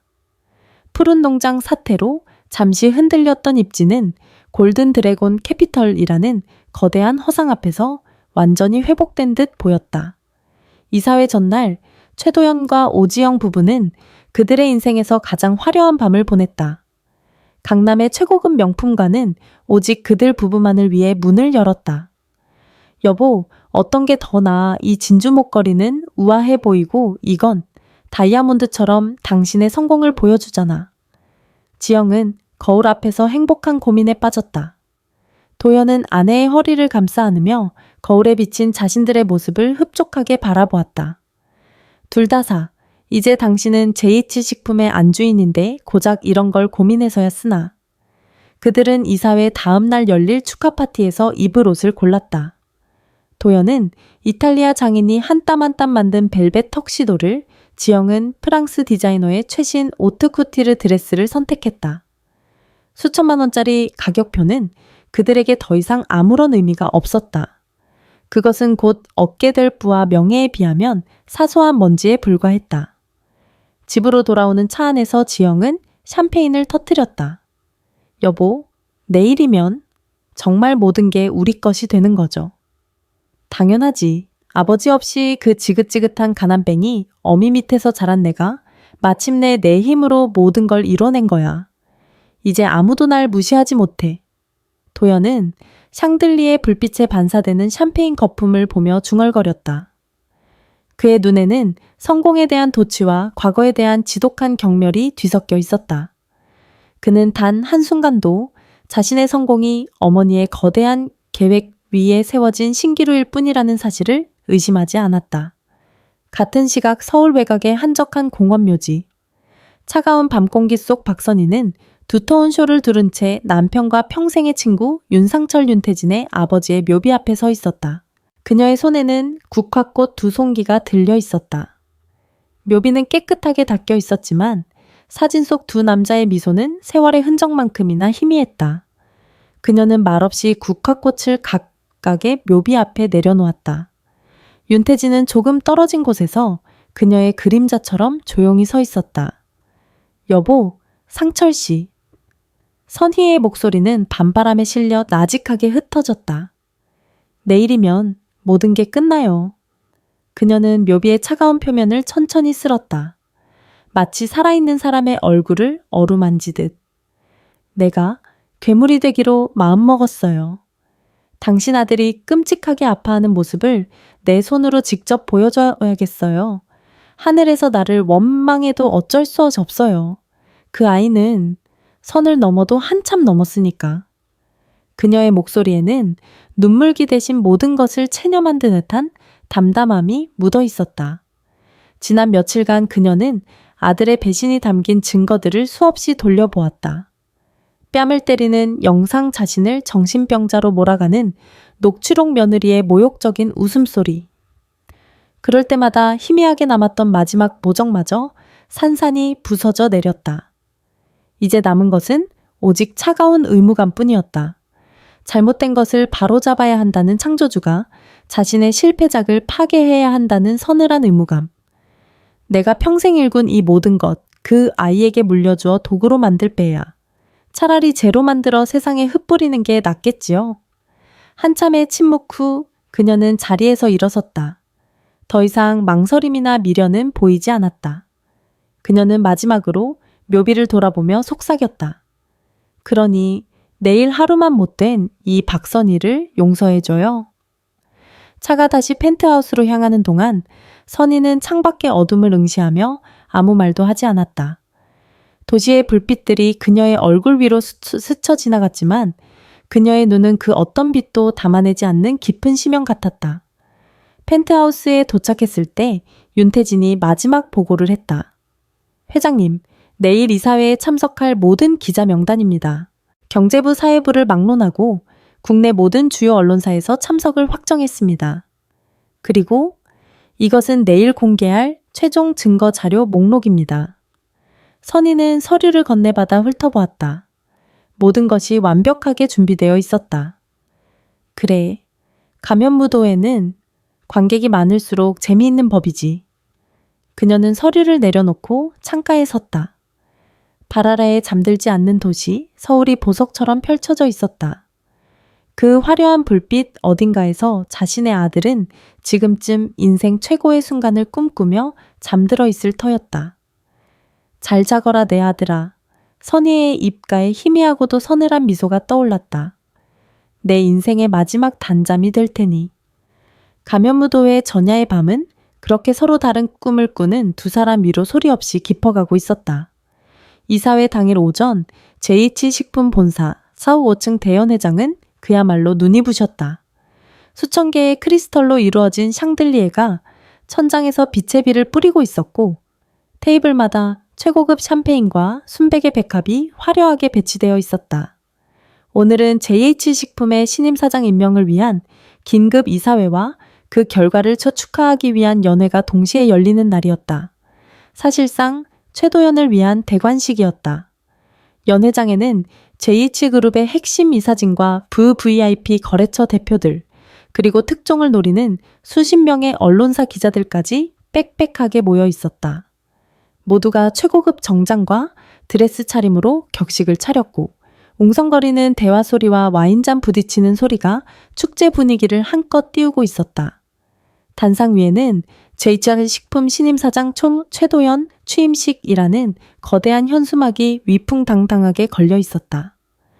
최도연은 연회장 입구에서 손님들을 맞으며 생애 최고의 순간을 만끽하고 있었다. 어젯밤 맞춘 벨벳 턱시도는 그의 어깨를 더욱 넓어 보이게 했고 자신감 넘치는 미소는 주변의 모든 시선을 사로잡았다. 오지영은 여왕처럼 우아한 드레스를 입고 남편의 곁을 지켰다. 그녀는 쏟아지는 축하 인사와 아부에 둘러싸여 이미 사모님이 다 된 듯 행복감에 겨워 있었다. 최 전무님, 아니 이제 곧 최 사장님이라고 불러야겠군요. 진심으로 축하드립니다. 역시 JH식품을 이끌어갈 분은 최 사장님밖에 없습니다. 도연은 사람들의 찬사를 온몸으로 받으며 마치 세상을 다 가진 듯한 황홀경에 빠져 있었다. 오전 10시 정각 연회장 안쪽에 마련된 이사회 회의실의 문이 열렸다. 윤태진 회장을 비롯한 10명의 이사들이 자리에 앉았다. 도연은 상석 바로 아래의 자리에 앉으며 긴장과 흥분이 뒤섞인 표정으로 회의 시작을 기다렸다. 회의는 형식적인 절차에 따라 순조롭게 진행되었다. 모든 것이 그가 예상한 대로였다. 마침내 윤태진이 일어서서 엄숙하게 말했다. 그럼 이제 마지막 안건을 처리하도록 하겠습니다. 최도연 전무의 신임 사장, 임명 승인권에 대해 투표를 진행하겠습니다. 찬성하시는 분은 손을 들어주십시오. 기다렸다는 듯이 모든 이사들이 일제히 손을 들었다. 만장일치였다. 만장일치로 가결되었음을 선포합니다. 우레와 같은 박수 소리가 회의실을 가득 메웠다. 도연은 벅차오르는 감정을 누르며 자리에서 일어났다. 윤태진이 번쩍이는 금장사장 임명패를 그에게 정중하게 건넸다. 진심으로 축하드립니다. 최인규 신임 사장님. 감사합니다. 감사합니다, 여러분. 도연은 임명패를 두 손으로 번쩍 들어 보이며 의기양양하게 외쳤다. 이제 모든 것이 끝났다. 그의 시대가 시작된 것이다. 이사진과 함께 연회장 단상으로 나온 그는 모든 하객들의 기립박수를 받으며 중앙에 섰다. 오지영은 객석에서 거의 울음을 터뜨릴 듯이 활짝 웃고 있었다. 드디어 지긋지긋한 전무부인이 아니라 대기업의 사모님이 되는 순간이었다. 도연은 마이크를 잡고 단상 중앙에 섰다. 연회장이 순식간에 조용해지며 모든 사람들의 시선이 그에게로 집중되었다. 안녕하십니까 여러분. JH식품의 새로운 사장 최도연입니다. 그는 감격에 찬 목소리로 말을 시작했다. 또다시 박수가 터져나왔다. 오늘 이 영광스러운 자리에 서기까지 많은 분들의 도움이 있었습니다. 그는 잠시 목을 가다듬었다. 그는 자신의 노력과 실력에 스스로 감동한 듯 보였다. 저는 보잘것없는 환경에서 태어나 오직 제 자신의 힘과 능력만으로 이 자리까지 왔습니다. 저의 비전과 실력을 믿고 인정해주신 이사님들과 저를 따라준 임직원 여러분께 깊은 감사를 드립니다. 그는 잠시 객석을 둘러보았다. 모든 이들이 자신을 경애와 존경의 눈빛으로 바라보고 있었다. 그는 연설의 마지막을 화려하게 장식하기로 마음먹었다. 이제 저 최도연은 과거의 낡은 방식을 과감히 버리고 JH식품을 그 누구도 감히 상상하지 못했던 새로운 차원으로 이끌 것을 이 자리에서 약속드립니다. 그가 가장 영광스러운 순간에 가장 자신만만하게 외친 바로 그때였다. 툭! 연회장 곳곳에 설치된 모든 대형 스크린들이 일제히 암전되었다. 샹들리에의 화려한 조명 몇 개가 깜빡거리더니 이내 연회장 전체가 어스름한 정적에 휩싸였다. 웅성거리던 사람들의 목소리, 축배를 들던 음악 소리가 모두 거짓말처럼 멎었다. 저게 뭐지? 방송사고인가? 하객들이 당황하며 웅성거리기 시작했다. 도연은 순간 굳어진 표정으로 스크린을 쳐다보았다. 이게 뭔가. 기술적인 실수가 있는 것 같은데 잠시만 기다려주시면. 그가 어색하게 상황을 수습하려던 바로 그 순간이었다. 쿵! 연회장의 모든 스피커에서 심장이 멎을 듯한 날카로운 이명이 터져 나왔다. 사람들은 저도 모르게 귀를 막았다. 그리고 연회장 뒤편의 거대한 문이 아주 천천히 육중한 소리를 내며 열리기 시작했다. 모든 사람들의 시선이 그 문으로 쏠렸다. 어두운 문틈 사이로 한 사람의 실루엣이 나타났다. 또각또각 하이힐 소리가 아니었다.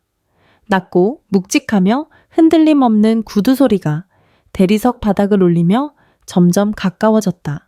마침내 그 형체가 연회장의 조명 아래 모습을 드러냈을 때 시간은 완전히 멈췄다.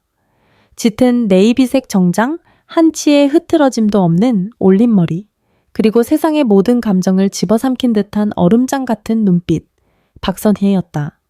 그녀는 혼자가 아니었다. 그녀의 뒤로는 검은 정장을 입은 수십 명의 남자들이 두 줄로 도열하여 마치 여왕을 호위하는 근위대처럼 그녀를 따라 들어오고 있었다. 연 회장은 숨소리 하나 들리지 않는 완전한 침묵에 휩싸였다. 최도연은 단상 위에서 유령이라도 본 듯한 표정으로 완전히 얼어붙어 있었다. 그의 손에서 마이크가 힘없이 굴러러 떨어졌다. 가장 빛나는 순간, 가장 완벽한 승리의 정점에서 그의 지옥이 마침내 문을 열고 걸어 들어오고 있었다.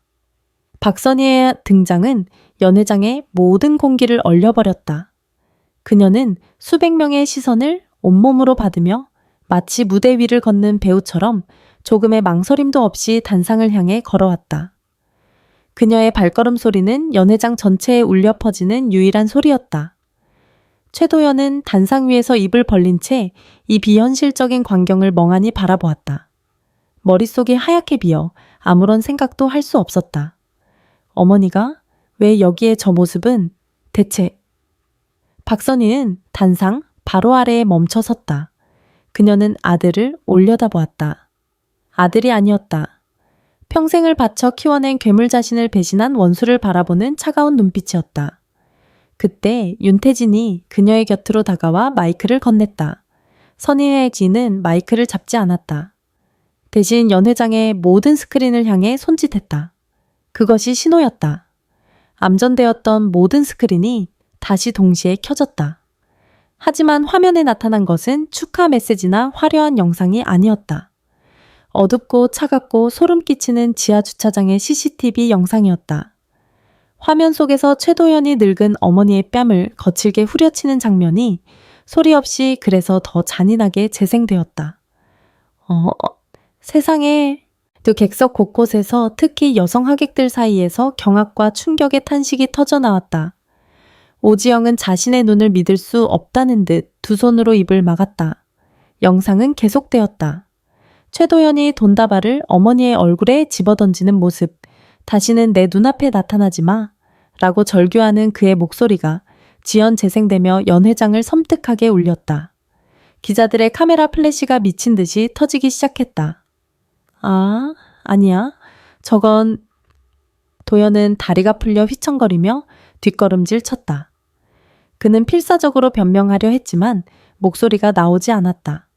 첫 번째 영상이 끝나자마자 틈도 주지 않고 두 번째 증거가 화면을 가득 채웠다. 변호사 사무실에서 녹음된 그의 목소리였다. 어머니를 합법적으로 통제하고 싶습니다. 재산권 모든 걸요. 정신이 온전치 않다는 걸 증명해서. 그의 목소리와 함께 그가 직접 서명한 성년후견인 지정 신청서 사본이 화면에 클로즈업 되었다. 피신청인 박선희 사유 침해로 인한 판단력 상실. 선명한 글자들이 모든 사람의 눈에 비수처럼 박혔다. 저런 짐승만도 못한 놈. 제 어미를 정신병자로 만들어서 버리려고 했어. 하객들의 웅성거림은 이제 노골적인 경멸과 분노로 바뀌었다. 이건 다 조작이야 모함이라고. 도연이 마침내 목이 터져라 절규했다.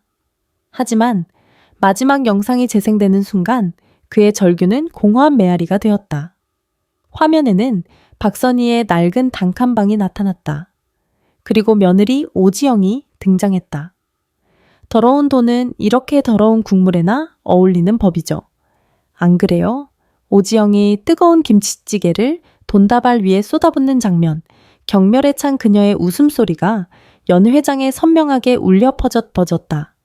오지영은 공포에 질려 비명을 지르며 그 자리에 주저앉았다. 모든 것이 끝났음을 직감했다. 모든 영상이 끝나고 연 회장은 물을 끼얹은 듯한 침묵에 휩싸였다. 그때 박선희의 뒤를 따르던 윤태진이 단상 위로 올라섰다. 그는 마이크를 잡고 얼음처럼 차가운 목소리로 선포했다. 지금부터 JCH그룹의 진짜 주인이신 박선희 회장님의 이름으로 이 자리에서 공식적으로 통보합니다.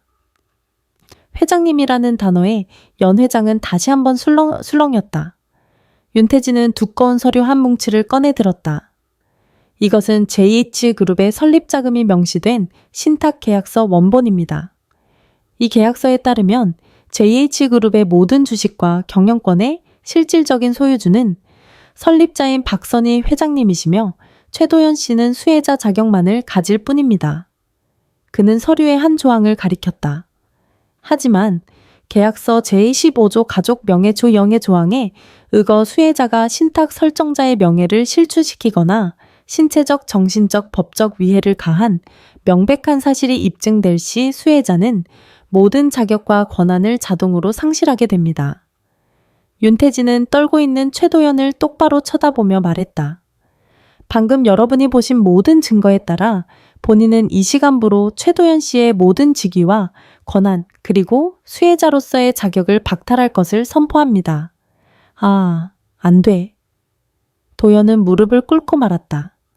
그의 손에 들려있던 잉크도채 마르지 않은 금장사장 임명패가 바닥으로 떨어졌다. 쨍그랑 요란한 파여름과 함께 그의 꿈과 야망이 담겨있던 임명패가 대리석 바닥 위에서 산산조각이 났다. 그것이 그의 인생이 완전히 부서지는 소리였다. 산산조각 난 금장 명패의 파여름이 차에 가시기도 전에 연 회장을 지배하던 얼어붙은 침묵이 폭발했다. 특종이다, 빨리 찍어. 가장 먼저 정신을 차린 것은 기자들이었다. 그들은 굶주린 늑대처럼 단상을 향해 미친 듯이 달려들었다. 수십 개의 카메라 플래시가 번개처럼 터지며 단상 위에 무릎 꿇은 최도연의 비참한 모습을 집요하게 담아냈다. 최인규 씨, 영상 내용은 모두 사실입니까? 어머니를 직접 폭행하신 게 맞습니까? 성년후견인 신청은 정말 본인이 직접 하신 겁니까? 질문들이 총알처럼 쏟아졌지만 도연은 아무 대답도 하지 못했다.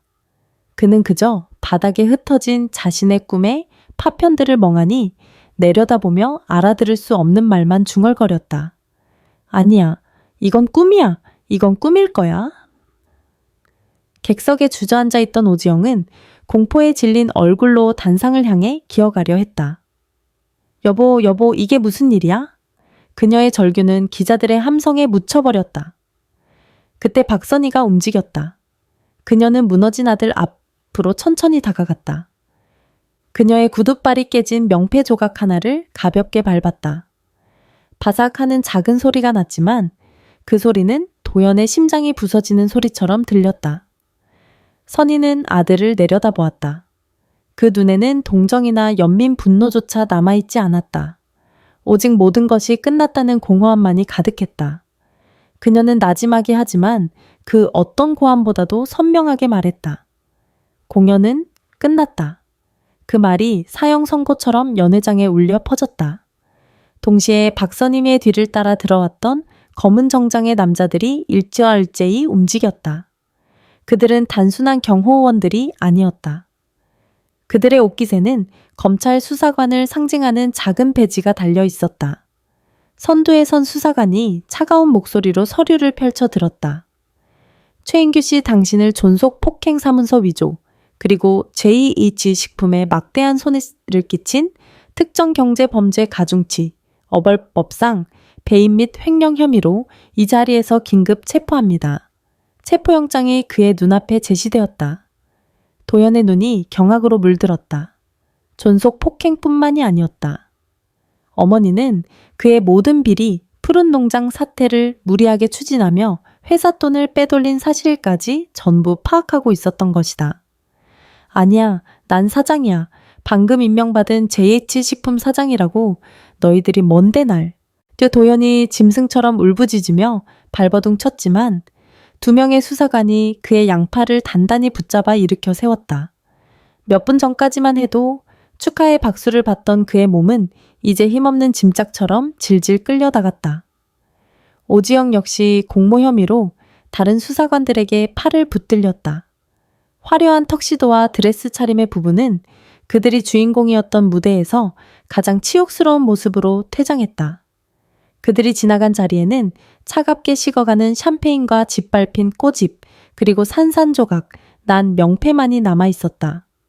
모든 소동이 끝나고 연회장에는 다시 어색한 침묵이 흘러렀다. 하객들은 무슨 일이 일어났는지 제대로 파악하지 못한 채 단상 아래에 홀로 서 있는 박선희를 경애와 두려움이 섞인 눈으로 바라볼 뿐이었다. 박선희는 아들이 끌려나간 문을 잠시 바라보다가 천천히 돌아섰다. 그녀는 바닥에 떨어진 깨진 명패 조각들을 한번 내려다본 후 아무 일도 없었다는 듯 모든 소동이 끝나고 연회장에는 다시 어색한 침묵이 흘렀다. 하객들은 무슨 일이 일어났는지 제대로 파악하지 못한 채 단상 아래에 홀로 서 있는 박선희를 경애와 두려움이 섞인 눈으로 바라볼 뿐이었다. 박선희는 아들이 끌려나간 문을 잠시 바라보다가 천천히 돌아섰다. 그녀는 바닥에 떨어진 깨진 명패 조각들을 한번 내려다본 후 아무 일도 없었다는 듯 윤태진을 향해 말했다. 뒷정리 부탁하네. 그녀의 목소리는 지독히도 평온했다. 마치 방금 전 아들의 인생을 송두리째 파괴한 사람이 아닌 것처럼. 그녀는 더 이상 그곳에 머무르지 않았다. 자신이 등장했던 그 문을 향해 왔을 때와 똑같이 흔들림 없는 걸음으로 걸어나갔다. 수백 명의 사람들이 그녀를 위해 홍해처럼 길을 갈랐다. 그 누구도 감히 그녀의 앞을 막아서거나 말을 걸지 못했다. 그녀가 연회장을 완전히 빠져나가 거대한 문이 다시 닫혔을 때 갇혀있던 사람들의 숨소리가 비로소 여기저기서 터져나왔다. 축제는 끝났다. 아니, 잔혹한 연극이 끝났다. 그들은 자신들이 한 편 한 편의 비극적인 복수극에 초대된 관객이었을 뿐이라는 사실을 뒤늦게 깨달았다. 박선희는 자신을 기다리고 있던 전용 엘리베이터에 올랐다. 문이 닫히고 세상과 완벽하게 차단된 좁은 공간에 홀로 남게 되자 팽팽하게 유지되던 그녀의 어깨가 아주 미세하게 아래로 축 처졌다. 그녀는 엘리베이터 벽에 기대어 조용히 눈을 감았다. 복수는 끝났다. 아들은 자신이 받아야 할 죗값을 치를 것이고 다시는 그녀의 눈앞에 나타나지 못할 것이다. 모든 것이 그녀의 계획대로 완벽하게 끝났다. 그런데 왜일까? 가슴 한구석이 이토록 시리고 텅 빈 것일까? 띵! 엘리베이터가 50층 펜트하우스에 도착했음을 알렸다. 문이 열리고 익숙한 집무실의 풍경이 보였다. 창밖으로는 여전히 서울의 화려한 풍경이 펼쳐져 있었다. 그녀는 힘없는 걸음으로 창가로 다가갔다.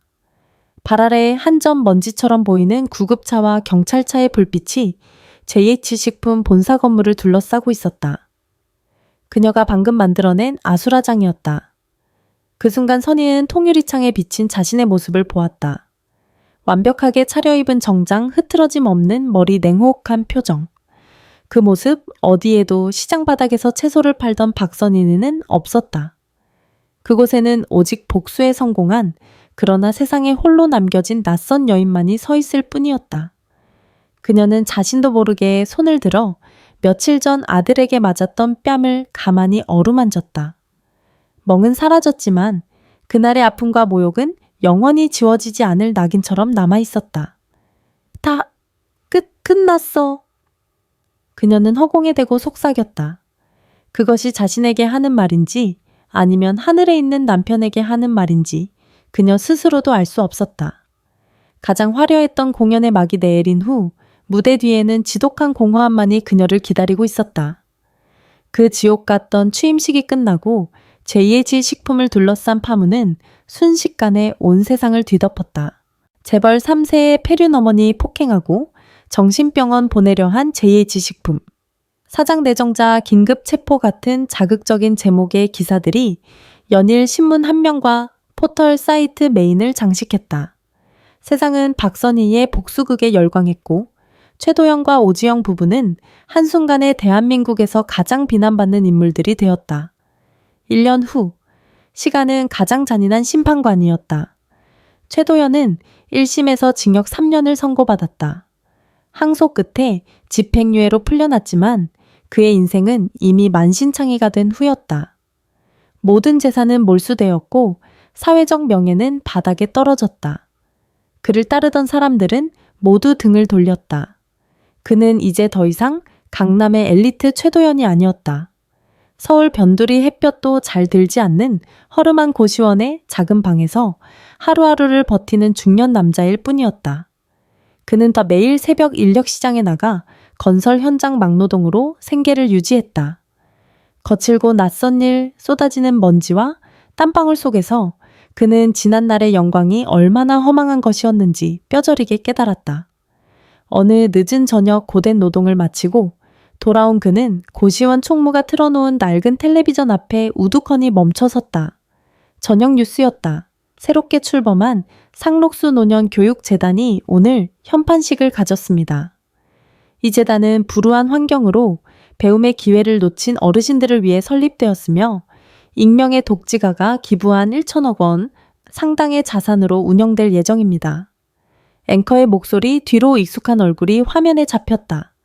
윤태진이었다. JH식품의 새로운 회장이 된 그는 재단의 이사장 자격으로 인터뷰를 하고 있었다. 이 모든 것은 저희 재단의 설립자이신 한 분의 숭고한 뜻에 따른 것입니다. 그분께서는 평생 모은 재산이 누군가에게 독이 되는 것을 원치 않으셨고 그늘진 곳에서 새로운 희망을 찾으시는 분들을 위해 쓰이길 바라셨습니다. 도연은 숨을 쉴 수 없었다. 익명의 독지가, 평생 모은 재산, 그가 경멸하고 부정했던 어머니가 바로 그 주인공임을 직감했다. 어머니는 아들에게 물려주려던 모든 것을 세상에 이름 없는 늙은이들을 위해 재로 뿌려버린 것이다. 화면이 바뀌고 한 허름한 식당의 모습이 나왔다. 도연은 저도 모르게 화면 앞으로 다가갔다. 그곳에는 흰 머리가 희끗희끗한 채 수척해진 한 여자가 앞치마를 두르고 손님들의 그릇을 나르고 있었다. 취객의 성희롱에도 억지 미소를 지으며 고개를 숙이는 여자. 오지영이었다. 그녀 역시 이혼 후 모든 것을 잃었다. 친정은 집안 망신이라며 그녀를 외면했고 아들 민재는 할머니에게 용서를 구한 뒤 군에 입대해 버렸다. 화려했던 사모님 친구들은 누구 하나 연락을 받지 않았다. 결국 그녀는 생계를 위해 식당 종업원으로 일하고 있었다. 뉴스 화면 속 두 사람은 서로 다른 곳에서 똑같이 비참한 모습으로 자신의 죗값을 치르고 있었다. 며칠 뒤 비가 추적추적 내리는 날이었다. 건설 현장 일이 취소된 도연은 정처없이 거리를 헤매다 자신도 모르게 지영이 일하는 식당 앞으로 걸음을 옮겼다. 그는 차마 안으로 들어가지 못하고 굳은 비를 맞으며 유리창 너머로 그녀의 모습을 지켜보았다. 마침 휴식 시간이었는지 지영이 식당 뒷문으로 나와 쪼그려 앉아 담배를 피우고 있었다. 명품만 걸치던 그녀의 손에는 싸구려 담배가 들려 있었고 한때 곱기만 하던 얼굴에는 깊은 주름과 절망이 새겨져 있었다. 그 순간 지영이 고개를 들었다. 길 건너편에 서 있는 남루한 행색의 도연과 눈이 마주쳤다. 한때 대한민국 상류층을 꿈꾸던 부부. 서로를 세상에서 가장 사랑한다고 믿었던 두 사람. 이제 그들은 잿더미만 남은 폐허 속에서 서로의 비참한 몰골을 확인하는 원수가 되어 마주섰다. 지영의 눈의 증오가 이글거렸다. 그녀는 손에 들고 있던 담배를 바닥에 비벼 끄더니 입 모양으로 그에게 욕설을 내뱉었다. 이 개새끼. 도연은 아무 말도 하지 못했다. 그는 그저 고개를 숙이고 비틀거리며 돌아섰다. 누구를 원망할 것인가? 이 모든 지옥은 자기 자신이 만든 것이었다. 그는 걷고 또 걸었다. 비에 흠뻑 젖은 생쥐골이 되어 도착한 곳은 기억 저편에 희미하게 남아있던 할머니의 낡은 단칸방 앞이었다. 그는 혹시나 하는 마음에 문고리를 잡았지만 문은 굳게 잠겨 있었다. 어머니? 그는 낡은 문에 이마를 기댄 채 목이 메어 소리쳤다. 잘못했어요. 제가 다 잘못했어요, 어머니. 뒤늦은 후에 가닿지 않을 절규. 그는 그 문 앞에서 아이처럼 서럽게 오랫동안 울었다. 빗소리만이 그의 울음소리를 삼켜버리고 있었다. 그가 버리고 파괴하려 했던 어머니라는 존재가 실은 자신의 유일한 구원이자 세상의 전부였다는 것을 모든 것이 제가 된 후에야 비로소 깨닫고 있었다. 최도영과 오지영이 각자의 잿더미 속에서 허우적거릴 무렵 서울의 한 조용한 동네에서는 새로운 희망이 움트고 있었다. 상록수 노년교육재단의 소박한 현판이 걸린 3층짜리 건물. 이곳은 박선희가 자신의 모든 것을 쏟아부어 만든 그녀의 새로운 세상이었다. 건물 안은 언제나 어르신들의 웃음소리와 연필 사각거리는 소리로 가득했다. 1년 전 얼음장 같은 분노를 내뿜던 JHA 식품의 회장은 이제 없었다. 대신 단정한 개량 한복 차림에 온화한 미소를 띤 박선희 이사장이 있었다. 그녀는 더 이상 펜트하우스의 여왕이 아니라 이곳의 따뜻한 주인이었다. 자, 할머님들, 가자. 다음에는 뭐가 올까요? 한글 교실. 선희는 칠판 앞에 서서 돋보기를 쓰고 삐뚤빼뚤 글씨를 따라 쓰는 70대, 80대 학생들을 다정하게 가르치고 있었다. 아이고, 이사장님, 이게 글자요, 지렁이요? 내 손이 말을 안 듣네. 한 할머니의 너스레의 교실안은 웃음바다가 되었다. 선희도 함께 웃었다. 그녀는 한평생 느껴보지 못했던 종류의 행복과 평온을 매일 이곳에서 느끼고 있었다. 아들을 향한 복수심으로 가득 찼던 마음의 빈자리는 이제 자신과 비슷한 삶을 살아온 사람들의 따뜻한 온기로 채워지고 있었다. 수업이 끝난 후 한 청년이 교실 문을 빼꼼히 열고 들어왔다. 훌쩍 키가 크고 늠름해진 군복 차림의 최민재였다. 휴가를 나온 그는 약속처럼 매번 이곳을 찾아와 자원봉사를 하고 있었다. 할머니, 어이구, 우리 강아지 왔어. 선희는 손자를 보자 얼굴에 한박 웃음이 피었다. 그녀는 더 이상 아들 때문에 손자를 멀리하지 않았다. 민재는 아버지의 죄를 자신의 죄처럼 여기며 진심으로 할머니에게 용서를 구했고 선희는 그런 손자를 따뜻하게 품어주었다. 두 사람은 잃어버렸던 시간을 메우듯 서로를 아꼈다. 할머니, 오늘은 어르신들 스마트폰 사용법 알려드리기로 했어요. 기특한 것, 네가 있어서 내가 얼마나 든든한지 몰라. 민재는 어르신들 사이에서 능숙하게 스마트폰 사용법을 알려주었다. 멀리 사는 자식에게 처음으로 영상통화를 걸고 감격에 눈물을 흘리는 할아버지 손주가 올린 SNS 게시물에 좋아요를 누르고 소녀처럼 기뻐하는 할머니. 그 모습을 지켜보는 선희의 눈가도 촉촉해졌다. 그날 저녁 선희는 재단 옥상에 가꾼 작은 텃밭에 물을 주고 있었다. 상추, 고추, 깨집, 시장에서 팔던 채소들이 이제는 그녀의 손에서 새로운 생명으로 자라나고 있었다. 윤태진이 조용히 그녀의 곁으로 다가왔다. 그는 이제 JH식품을 훌륭하게 이끄는 회장이었지만 선희 앞에서는 여전히 충직한 아들 같았다. 회장님, 아니, 이사장님? 윤 회장 왔는가? 최도연 씨 소식 들으셨습니까? 태진이 조심스럽게 물었다. 얼마 전 공사장에서 사고를 당해 다리를 다쳤다고 합니다. 이제 막노동도 하기 힘들어졌다고. 선희는 물뿌리개를 내려놓고 노을이 붉게 물드는 하늘을 잠시 바라보았다. 그녀의 얼굴에는 어떤 동요도 없었다. 동정도 미움도 아니었다. 그저 모든 것을 흘려보낸 사람의 평온함만이 남아 있었다. 그 아이 인생은 이제 그 아이의 몫이야. 나하고는 상관없는 일일세. 그녀는 텃밭에서 가장 잘 자란 상추 몇 잎을 땄다. 그보다 오늘 저녁엔 우리 학생들하고 이 상추로 겉절이 해 먹어야겠어. 다들 좋아하시겠지. 그녀의 관심은 이제 온전히 이곳, 그녀가 새롭게 일군 작은 세상에 있었다. 아들은 그녀의 기억 속에서 서서히 잊혀져 가는 오래된 흉터가 되어가고 있었다. 잠시 후 옥상으로 민재와 할머니들이 함께 올라왔다. 와, 이사장님이 직접 키우신 거예요. 엄청 맛있겠다. 오늘 저녁은 옥상에서 다 같이 밥 먹어요. 사람들은 돗자리를 펴고 각자 가져온 반찬들을 꺼내놓았다.